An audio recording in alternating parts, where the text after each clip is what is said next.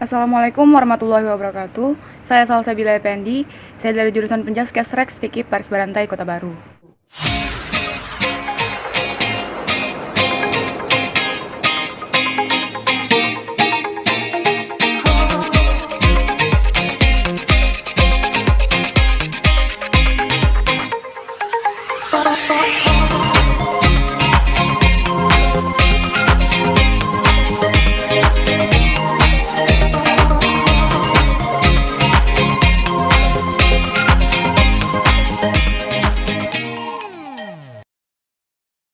Nah, kali ini saya akan menjelaskan tentang sistem pernapasan manusia. Sistem pernapasan manusia itu sendiri adalah saluran masuk udara atau saluran keluar udara dari paru-paru. Sedangkan respirasi merupakan adanya sebuah pertukaran gas antara organisme atau makhluk hidup dan terhadap lingkungan tersebut. Respirasi juga disebut sebagai proses kerja sistem pernapasan. Ketika akan bernapas, manusia akan dibantu oleh organ-organ yang ada di dalam tubuhnya. Yaitu seperti yang pertama ada hidung. Hidung adalah gerbang utama keluar masuknya udara yang kita hirup. Nah, di dalam hidung terdapat bulu-bulu halus yang berfungsi untuk menyaring kotor-kotoran atau debu yang kita hirup. Nah, yang kedua ada sinus. Sinus adalah rongga udara yang terletak di tulang tengkorak. Ada yang terletak masing-masing kedua di sisi hidung, dekat tulang pipi, di belakang tulang hidung, di antara mata dan dahi. Fungsi sinus adalah untuk mengatur suhu atau kelembapan udara yang kita hirup. Nah, selanjutnya yang ketiga ada adenoid. Adenoid adalah jaringan kelenjar getah bening yang terdapat di dalam tenggorokan. Nah, di dalam adenoid ini terdapat simpul sel dan pembuluh darah penghubung yang membawa cairan ke seluruh tubuh. Adenoid membantu Anda untuk melawan infeksi dengan menyaring benda-benda asing seperti kuman dan juga memproduksi sel limfosit untuk membunuhnya. Nah, selanjutnya ada yang keempat yaitu tonsil. Tonsil ini adalah kata lain dari amandel. Amandel itu sendiri adalah kelenjar getah bening yang berada di dinding faring tenggorokan. Amandel ini sebenarnya bukan bagian penting dari sistem imun ataupun sistem pernapasan manusia. Tetapi, jika amandel terinfeksi atau meradang, maka dokter akan bisa menghilangkannya dengan melalui cara operasi. Nah, selanjutnya yang kelima ada faring. Faring adalah tabung yang terletak di belakang mulut dan rongga hidung yang menghubungkan keduanya ke kerongkongan, turun terus sampai bercabang ke lambung dan ke paru-paru. Faring adalah bagian dari sistem pernapasan manusia. Sebagai bagian dari sistem pernapasan, faring menjadi saluran aliran udara yang dari hidung dan mulut ke trakea atau batang tenggorokan. Selanjutnya yang keenam adalah epiglotis, yang artinya adalah lipatan tulang rawan yang berbentuk seperti daun dan berada di bawah lidah dan di atas laring atau kotak suara. Nah, selama kita bernapas, epiglotis ini akan menutup untuk memungkinkan udara masuk ke laring menuju paru-paru. Namun, epiglotis akan menutup ketika kita makan untuk mencegah makanan dan minuman agar tidak sengaja masuk ke dalam saluran pernapasan. Selanjutnya ada organ pernapasan bagian bawah yang meliputi pertama itu ada laring. Laring memiliki dua pita suara yang membuka saat kita bernapas dan menutup untuk memproduksi suara. Saat kita bernapas, udara akan mengalir melewati dua pita suara yang berhimpitan sehingga menghasilkan getaran. Nah, getaran inilah yang akan menghasilkan suara. Selanjutnya ada trakea atau batang tenggorokan. Trakea atau batang tenggorokan ini adalah tabung berongga besar yang menghubungkan laring atau kotak suara menuju ke bronkus paru-paru. Nah, trakea ini memiliki panjang sekitar 10 cm dan berdiameter 2,5 cm.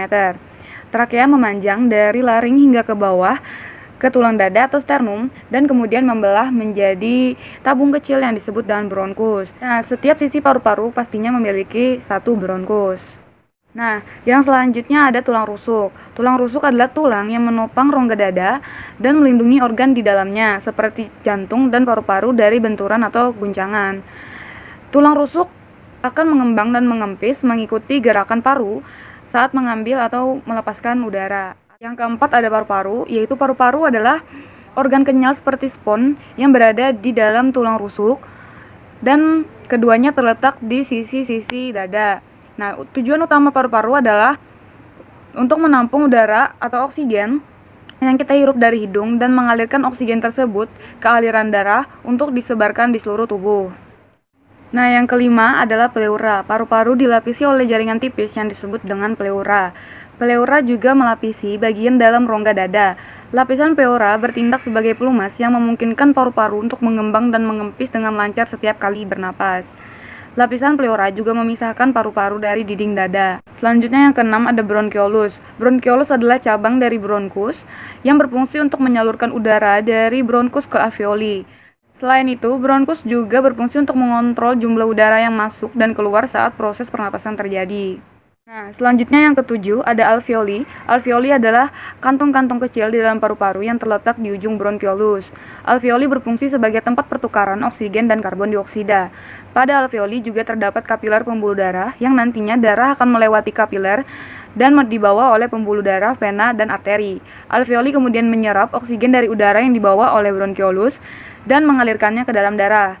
Setelah itu, karbon dioksida dari sel-sel tubuh mengalir bersama darah ke alveoli untuk dihembuskan keluar. Nah, selanjutnya ada tabung bronkial paru-paru. Nah, di dalam tabung bronkial paru-paru terdapat rambut-rambut halus yang bergerak seperti gelombang yang disebut dengan silia. Nah, silia ini akan membawa mukus atau dahak atau cairan ke atas hingga keluar tenggorokan. Nah, silia juga terdapat di lubang hidung.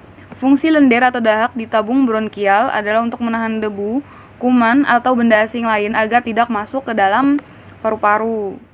Terakhir ada diafragma. Diafragma adalah dinding otot yang kuat yang memisahkan rongga dada dari rongga perut. Dengan bergerak ke bawah, ia menciptakan rongga kosong untuk menarik udara dan memperluas paru-paru. Selanjutnya, cara kerja pernapasan atau respirasi. Dalam pernapasan terdapat hidung, laring, trakea, bronkus, dan juga paru-paru.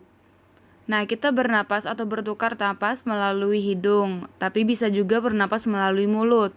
Alangkah baiknya jika kita bernapas melalui hidung, karena dalam hidung terdapat lendir-lendir dan rambut-rambut halus untuk menyaring benda-benda asing agar tidak masuk ke dalam paru-paru.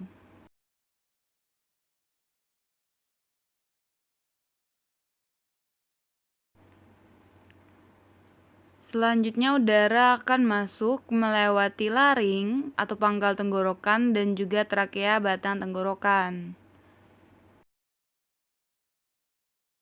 Kemudian trakea memiliki cabang yang disebut dengan bronkus. Paru-paru dilindungi oleh tulang yang disebut dengan tulang dada atau sternum. Nah, di dalam bronkus memiliki cabang yang disebut dengan bronkiolus, dan bronkiolus memiliki cabang yang disebut dengan alveolus. Di dalam alveolus ada pembuluh darah, tempat terjadinya pertukaran oksigen. Ketika akan bernapas, ketika manusia bernapas, maka manusia Ketika manusia bernapas, maka manusia itu akan dibantu oleh organ-organ yang berada bagian dari sistem pernapasan. Laring menjadi saliran-aliran itu adalah lipatan tulang laut. Selanjutnya yang keenam ada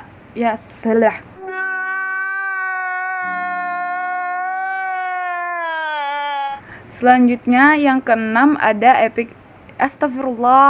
epiglotis. Selanjutnya yang keenam adalah